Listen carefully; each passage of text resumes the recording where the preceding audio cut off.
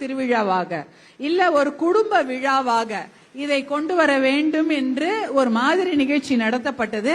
அதற்கப்புறம் காஞ்சிபுரத்தில் ஆரம்பித்து கன்னியாகுமரி, அதாவது தமிழ்நாட்டின் வடபகுதியில் ஆரம்பித்து கடைக்கோடி தென்பகுதியில நாம நிறைவு செய்தோம். நிறைவு செய்து முடித்துவிட்டு பார்த்தால் சரியாக 108 நாட்கள், சரியாக 108 நாட்கள் நம்முடைய பாட்டாளி மக்கள் கட்சியின் தலைவர் மருத்துவர் அன்புமணி அவர்களுடைய நடைபயணம் 108 நாட்களாக தொடர்ந்து நடந்தது. 100 நாட்கள் நடைபயணம் என்றுதான் ஆரம்பித்தாங்க. ஆனால் நடுவில் சில ஒரு வாரம் அது தள்ளி போய்விட்டதால் 108 நாட்கள் நடைபயணம் நடந்தது. அதே போல நம்முடைய மகளிருடைய இந்த எழுச்சி பயணம் 108 நாட்கள் நடந்தது.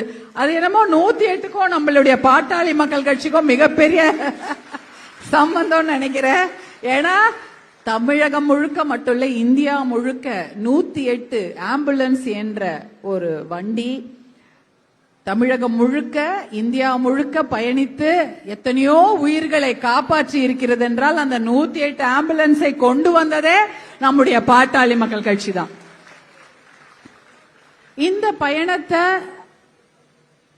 நம்ம ஆரம்பிக்கும் பொழுது அது இவ்வளவு பெரிய வெற்றியாக அமையும் என்று யாருமே யோசிச்சிருக்க மாட்டாங்க. ஆனா ஒரு மாவட்டத்திலையும் அத்தனை மகளிரும் மூத்த நிர்வாகிகளும் அதை விட மாவட்ட செயலாளர்களும் மாவட்ட தலைவர் அவர்களும் அங்க இருக்கக்கூடிய அத்தனை பொறுப்பாளர்கள் சகோதரர்கள் சகோதரிகள் அப்படிதான் சொல்லணும், ஒரு குடும்பமா தான் செஞ்சாங்க. அதுல ஒரு மாற்று கருத்தே கிடையாது. அவங்க மாவட்ட செயலாளர் அவங்களுக்கு என்ன உதவி வேணாலும் செய்து கொடுத்தாங்க. மாவட்ட தலைவர்கள்லாம் அவ்வளோ அழகா இன்னைக்கு அதை கோஆர்டினேட் பண்ணி கொடுத்தாங்க. அதே சமயம் அந்த மகளிர் பொறுப்பாளர்களா